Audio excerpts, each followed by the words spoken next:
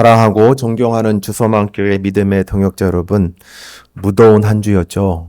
네, 계속 연일 37도, 8도, 9도가 넘었습니다. 그리고 또 순간적으로, 한낮에 순간적으로 곳곳마다 영등포구도 그랬고, 저기 노원구인가요? 노원구에서도 그랬고, 순간적으로는 40도가 넘어섰다고 합니다.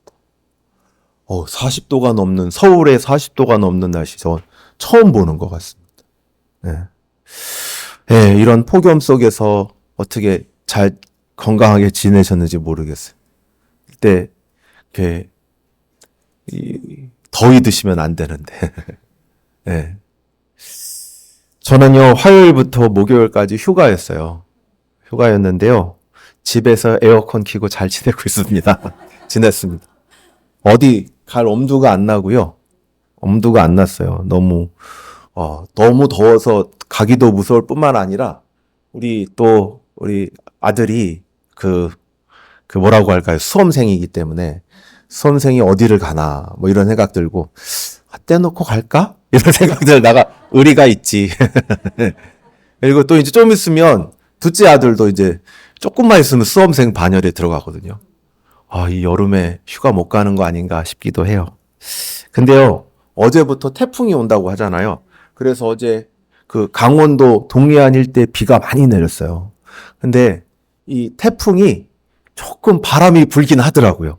그래서 어제 밤부터 그래도 바람이 시원하게 불어서 좀 나아졌고, 오늘 아침도 그렇고, 또 조금은 이제 더위가 누그러진다고 합니다. 예.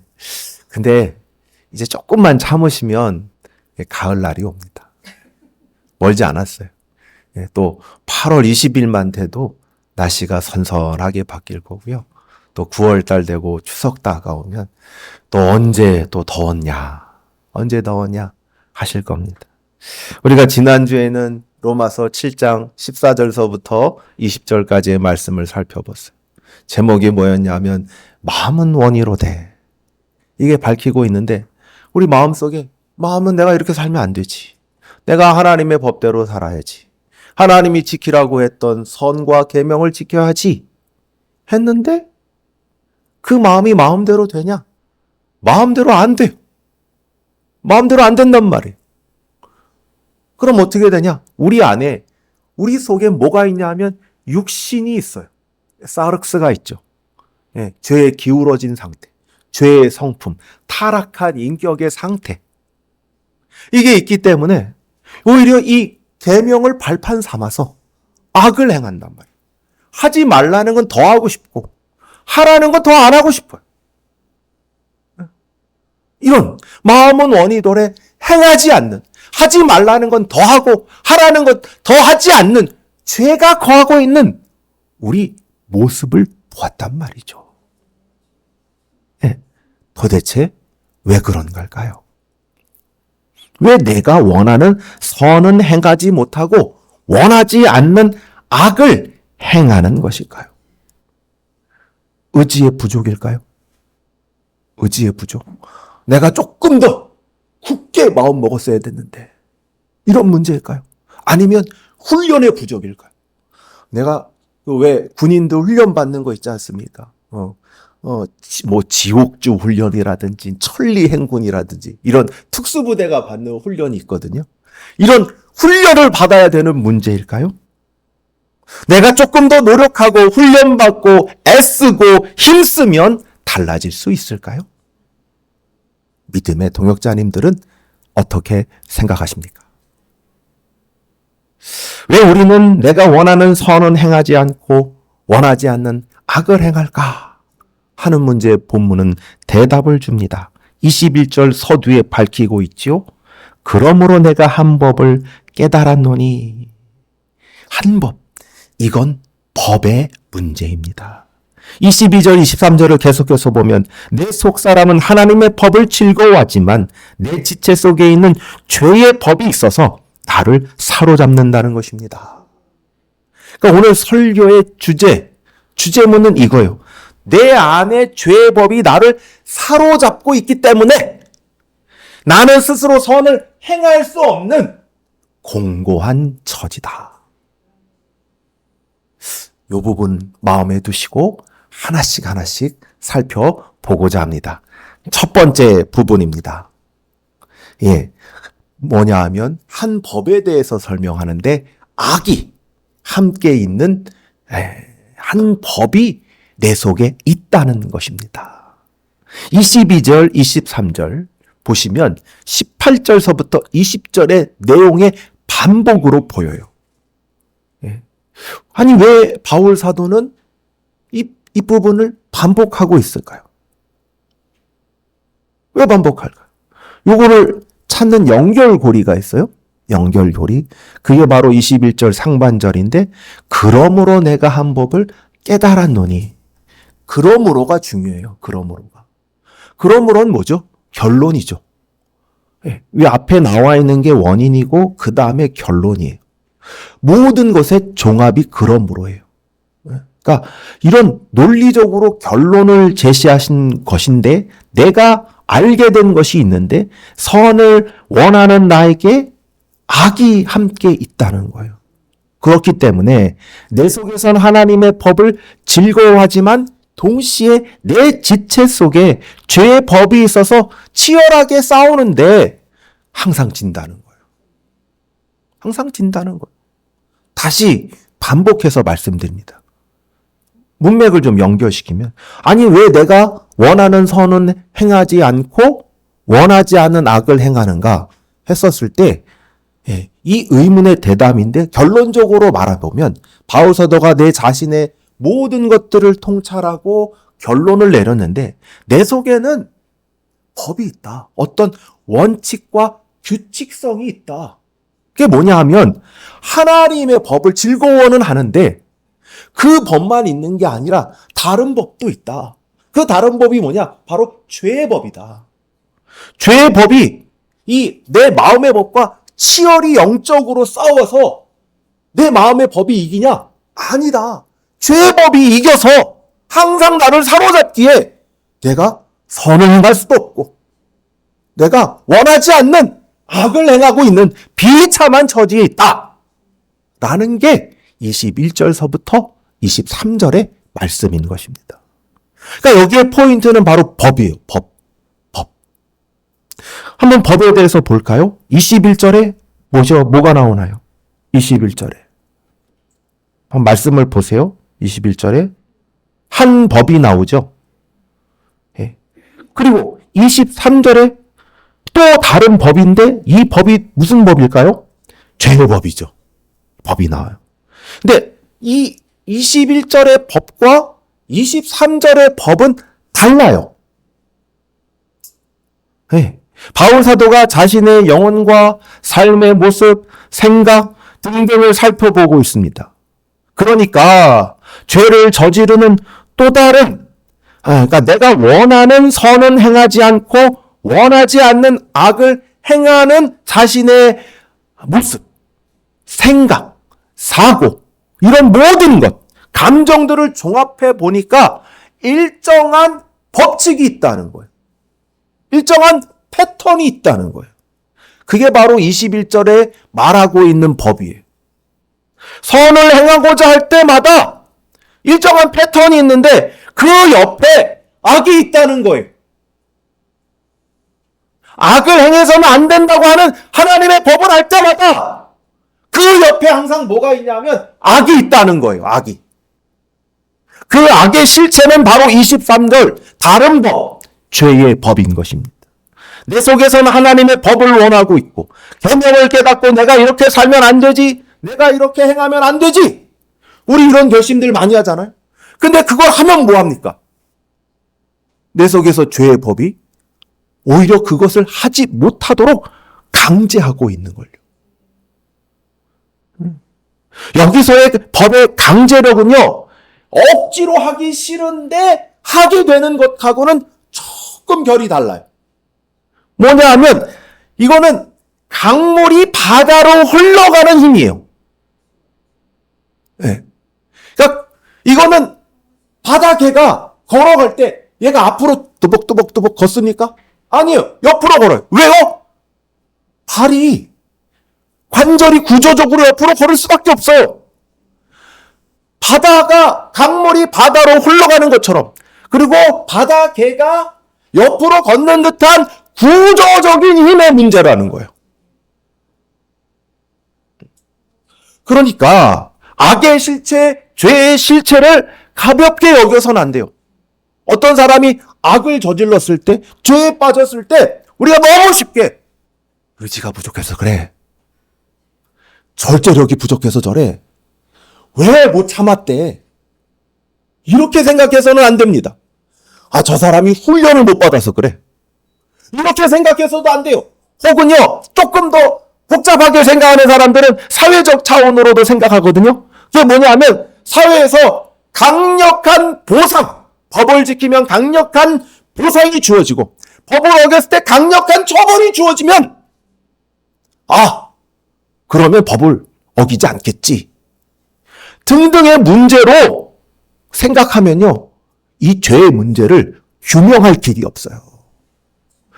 이것은요, 인간 영혼의 근원적인 문제입니다. 아무리 의지력을 올려도, 아무리 훈련을 해도, 아무리 법을 갖추고 강력한 보상을 하고 강력한 처벌을 내린다고 해도 죄의 문제, 악의 문제는 조금도 해결되지 않습니다. 이런 피상적인 접근은 문제의 진실을 보지 못하게 만들 뿐입니다. 죄의 문제는 우리 영혼의 매우 깊숙한 부분에 자리 잡고 있는 문제예요. 보상이 주어지건 의지가 있건 없건 훈련을 받았건 안 받았건 상관없이 죄의 문제는 항상 우리 곁에, 우리 속에, 우리의 시원한 영혼 가운데 있는 문제라는 것입니다. 이 실체를 보아야 정확히 죄의 문제를 다룰 수가 있는 것입니다. 우리가 두 번째로 다룰 부분은요, 내 마음속에 있는 전투에 관한 것입니다. 22절, 23절은 치열한 영적 전투의 현장을 그리고 있습니다. 22절, 속사람은 하나님의 법을 즐거워합니다. 그런데 23절을 보니까 내 지체 속에 다른 법이 있어요. 그 다른 법은 바로 죄의 법이에요. 이 죄의 법이 하나님의 법을 즐거워하는 마음의 법과 맞서서 싸우고 있어요. 여러분, 우리가 먼저 보아야 할 점은 이 속사람이 누구이며 23절의 내 지체가 누구인가 하는 점입니다. 이 속사람은요, 하나님의 은혜로 거듭난 자아입니다. 바울 사도의 말이니까 바울 사도가 예수 그리스도를 믿고 난 다음에, 예수님 만나고 난 다음에 성령으로 거듭난 새로운 사람을 뜻하는 겁니다. 그렇기 때문에, 이렇게 거듭났기 때문에 이 속사람은 하나님의 법을 기뻐하고 즐거워하는 것입니다. 그런데 23절에 내 속에 또 무엇이 있냐면 지체가 있습니다. 내 지체는 뭐냐면, 직역하면 이 몸의 부분을 뜻하죠. 이게 지체고 지체고 지체고 지체잖아요. 그런데 이것은 18절에 나온 육신, 죄악된 타락한 인간의 상태인 사르스와는 좀 달라요. 그러니까 23절의 지체는 이 사르스가 우리의 인격 가운데 있는 죄악된 타락한 영혼과 심령이 우리의 지체들, 우리의 눈과 코와 입과 손과 발을 통해서 이 나타나고 있는 영역들을 뜻하는 거예요. 네. 여러분 생각해 보세요. 우리가 마음속으로 나쁜 마음 먹잖아요. 근데 입을 열지 않으면 나타나진 않습니다. 누굴 욕하잖아요. 근데 우리가 물론 속으로 욕하는 것도 문제예요. 분명히 죄는 문제라고 해요. 근데 생각해 보세요. 속으로 욕하는 것하고 그 속으로 욕하는 게 언제 문제가 되냐면 입으로 얘기를 해야 되죠. 이렇게 뒤에 가가지고 쟤는 이렇게 돼야 되죠. 이게 바로 지체예요. 지체예요. 그리고 누구를 때리려고 할 때도요. 마음으로는 물론 마음에도 펀치가 있어요. 펀치가 있지만 그쵸, 마음으로도 펀치가 있죠. 내 저놈 요렇게 한다 하지만은 진짜 화가 나가지고 누군가를 미워해서 내 저놈 가만 안 두겠어 할 때도 그럼 뭐가 동원돼요? 얘가 지체예요. 이게 지체란 뜻이에요. 그러니까 이 사르스가 활동하는 영역이죠. 우리 몸의 모든 지체. 그러니까 우리가 만나는 모든 사람들, 모든 영역을 바로 이 지체라고 할 수 있는 거예요. 네. 이 지체는요, 우리가 죄에 기울어져 타락한 성품대로 행하려고 할 때 그것을 수행하는 도구이자 영역이 되는 것입니다. 마치 그런 거예요. 군대 사령관이 명령을 내리면 병사들은 그 명령을 실행하는 것과 같습니다. 사륵스가, 그리고 죄가 이것을 명령하는 사령관이라면 우리의 지체는 그 명령을 수행하는 병사들인 것입니다. 근데 여기서 중요한 건 싸운다는 것이죠. 내 마음의 법이 있어요. 하나님의 법을 즐거워하고 그것을 지키고자 하는 마음이 있어요. 내 마음의 법이 있어요. 근데 이 법이 죄의 법과 싸워요. 충돌한단 말이죠. 여기서 싸운다는 거는요, 동네 사람들끼리 언쟁한다는 게 아니에요.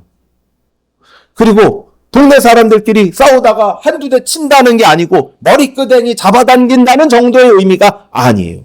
이것은 군사작전, 전쟁을 수행하는 단어예요. 두 법이 내 마음 안에서 영적인 전쟁을 일으키고 있는 것입니다. 죄의 법은 하나의 군대처럼 조직적으로, 전략적으로, 지속적으로 내 마음의 법을 향하여 군사작전을 벌이고 있는 거예요. 요즘 군대 보십시오. 요즘 전쟁 많이 하잖아요. 그러면 뭘로 해요? 폭격기 가가지고, 비행기 가가지고 폭격하죠. 그리고 또 뭐예요? 미사일 쏘죠. 그 다음에 또 뭐예요? 요즘엔 또 드론이 대세입니다. 드론을 갖다가 전쟁하지 않습니까? 그 다음에 이 육군이 들어가고 해병대가 들어가고 또 여러 가지 작전이 벌어지고 있잖아요. 근데 그런 작전이, 종합적인 작전이 이 죄의 법이 우리 마음의 법을 지게 하기 위해서, 이기기 위해서 계속해서 벌이고 있다는 것입니다. 그럼 이 전쟁의 결과는 어떤 것일까요? 23절 하반절에 바로 나와 있는데 뭐라고 합니까? 나를 사로잡는 것을 본다. 사로잡는 것은 포로를 의미합니다. 전쟁이 벌어졌습니다. 그런데 내 마음의 법이 졌어요. 내가 졌어요. 내가 졌단 말이에요. 그러면 죄의 법에 어떻게 한다고요? 포박당합니다. 이 꽁꽁 묶이죠. 오라라고 표현하기도 하고 밧줄로 꽁꽁 묶이고 다리에는 족쇄가 차입니다. 내 의지대로 행할 수가 없어요. 이제는 죄의 법대로 이끄는 대로 행할 뿐이에요. 그러니까 항상 우리 이런 말 하죠. 내가 왜 이럴까? 내가 왜 이럴까? 나 이러면 안 되는지 알았었는데. 나 이러면 안 되는지 알았었는데 내가 도대체 왜 이런단 말이야? 라고 한탄하지 않습니다. 바울이요. 바로 그런 자신을 봤어요. 그게 이번 설교의 세 번째 부분이에요. 예. 율법을 통해서 거룩해지려고 하는데 그럴 수가 없었던 거예요. 하나님의 법이 왔어요. 그 하나님의 법을 깨달아서 내가 죄인인 걸 알았어요. 예. 그 하나님의 법이 내게 와서 이제 하나님의 법대로 정말 행해야겠구나. 바리새인처럼 겉만 하는 게 아니라 진정으로 내 마음이 따라야겠구나. 진정으로 내가 자복하고 순종해야겠구나. 라고 생각하게 되었는데 내가 하려고 하니까 안 되는 거예요. 다른 게 있는 거예요. 죄의 법이 있는 거예요. 너무나도 강력해요. 맨날 싸우는데 맨날 지는 거예요. 그리고 나는 꽁꽁 포로가 돼가지고 죄의 법이 시키는 대로 할 수밖에 없는 거예요. 그런 자신을 보면서 하는 말이 24절, 오호라! 나는 곤고한 사람이로다. 오호라는 탄식입니다. 마음속 깊은 곳에서 나오는 절규예요. 아이고 아버지, 어이구 주여 하는 탄식 말이에요. 이건 절규이자 신음이자 탄식입니다. 또 공관이라는 말을 보십시오. 공관이라는 것은 기본적인 단어 뜻은 피곤하다는 의미. 근데 하루 정도 피곤해가지고 피곤하다는 의미가 아니에요. 오랜 노력에 짓눌려 심신이 완전히 소진된 상태를 의미합니다. 에너지가 조금도 없어요. 눈꺼풀을 뜰 에너지가 없어요. 특별히 이거는 몸도 있는데 마음도 에너지가 있잖아요. 아시죠? 마음도 에너지가 있는 거예요. 마음의 에너지가 비어버리면요. 일어날 힘이 없어요. 아무것도 못해요. 이 마음의 에너지가 비어버리잖아요. 그러면 시간을 이길 힘이 없게 돼요. 그래서 그런 분들은 대부분 나타나는 증상이 그냥 자기도 모르게 계속 잠만 자는 거예요. 시간을 이길 힘이 없거든요.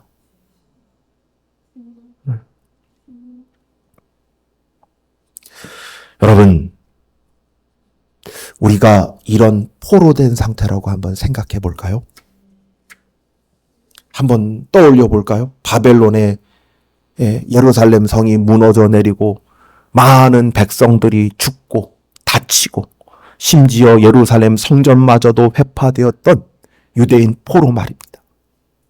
자신의 부모님, 형제, 자매들, 자녀들이 죽었습니다. 모든 집이 무너져 내렸어요. 자신은 지금 바벨론에 꽁꽁 묶여서 지금 바벨론으로 끌려가고 있는 거예요. 내가 믿고 의지하던 모든 것이 무너져 내렸습니다.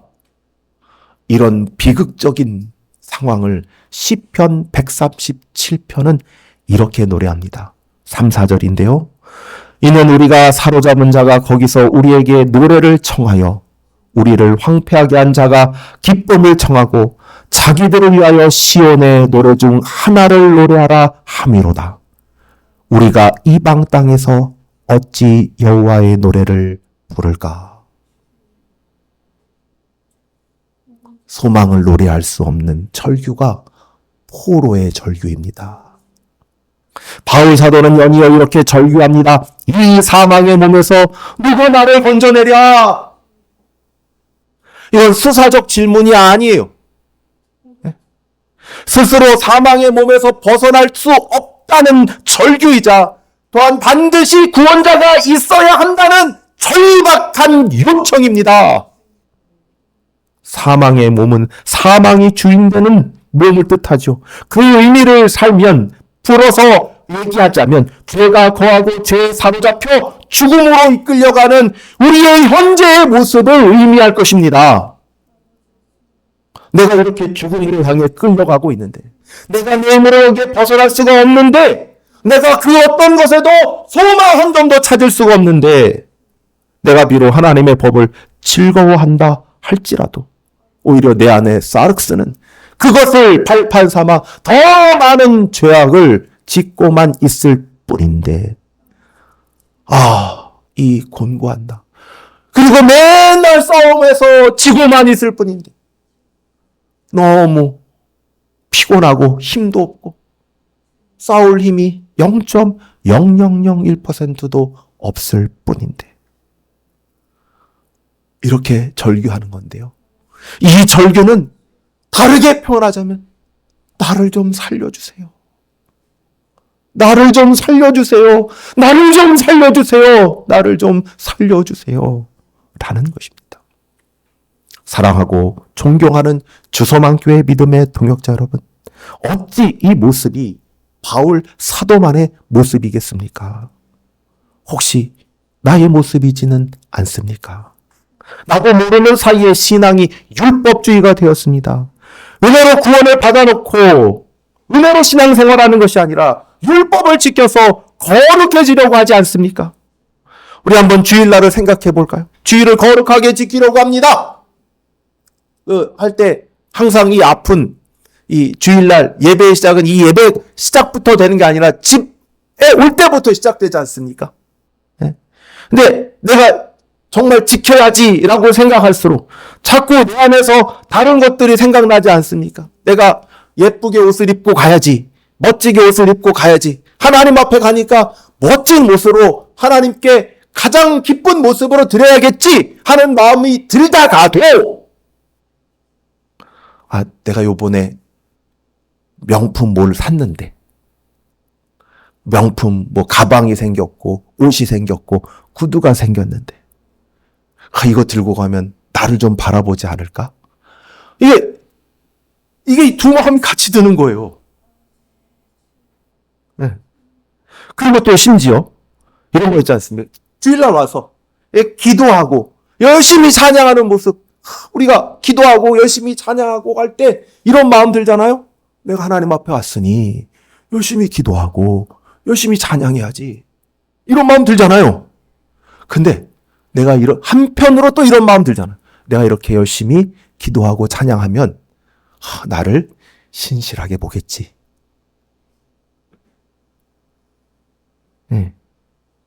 이런 자랑거리가 되잖아요. 하나님의 말씀을 들어야 하지만 자꾸 다른 것이 생각나지 않습니까? 이번에 수련회 가보니까 교회마다 이렇게 특징이 있던데 어떤 교회는 휴대폰을 걷더라고요. 스마트폰을. 청소년들. 이해가 돼요. 학교도 그래요. 왜냐하면 이게 너무 강력하거든요. 이게 너무 강력해요. 말씀을 들었는데 혹시 스마트폰 이렇게 딱 나도 모르게 하는 거예요. 스마트폰. 찬양을 부르고 기도하는데 온전히 내 마음이 거기에 없지요. 또 이것에 싸우면 싸울수록 지고 말아요. 그리고 앉은 척 하려고 외식과 위선에 사로잡히는 것이죠. 다른 모든 계명도 마찬가지입니다. 우리가 하나님의 법을 알고 있습니다. 도둑질하지 말라, 간음하지 말라, 살인하지 말라는 계명을 알고 있어요. 그러나 그 계명의 진리대로 살지 못합니다. 그러면서 진리대로 살지 못하면서 끊임없이 자기 정죄에 빠져요. 피곤하고 공고해져요. 신음하고 절규합니다. 혹시 존경하고 사랑하는 우리 주소만교회 믿음의 동역자님들도 이런 신음 가운데 거하고 있는 것은 아닙니까? 아직도 이 문제로, 자기 정죄의 문제로 고통받고 있지는 않습니까? 정말 이거는 문제이지만 문제가 아닙니다. 아니, 이것은 어쩌면 그리스도인이 거쳐야 되는 필수 과정일 수도 있어요. 우리가 이런 고통의 신음과 절규를 내지 않는다면 아직 죄와 피 흘리기까지 싸우지 않은 것일 수도 있어요. 그러나 말씀은 그것으로 끝을 내지 않습니다. 마지막 부분, 결론의 마지막 부분인데요. 25절에 뭐라고 하죠? 그러니까 24절에 누가 나를 건져내랴? 라는 질문에 대답이기도 해요. 여기에 주님이 나옵니다. 우리 주 예수 그리스도로 말미암아 하나님께 감사하리로다. 이 절망에, 이 절규에 빠진 나를 구원해 주시는 분 누구죠? 예수 그리스도. 예수 그리스도인 것입니다. 우리를 구원하시는 분도 주님이시오. 우리를 거룩하게 하시는 분도 주님이십니다.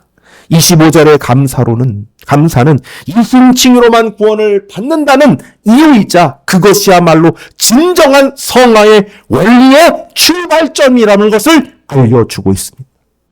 그러면서 우리를 거룩하게 하는 것은 우리 8장에 나오는데 생명과 성령의 법, 이 성화의 영광, 생명과 성령의 법이 우리를 거룩하게 한다 라고 가르치고 있는 겁니다. 말씀을 맺고자 합니다. 오늘 설교의 주제문을 다시 한번 떠올려 볼까요?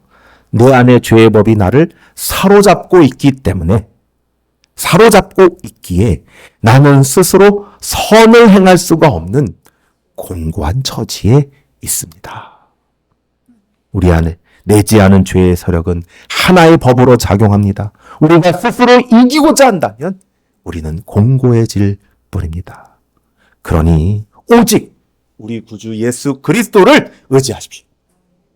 오직 주님이 우리를 붙잡아 주시고 인도하실 때 우리는 거룩으로 나아갈 줄로 믿습니다. 기도하겠습니다.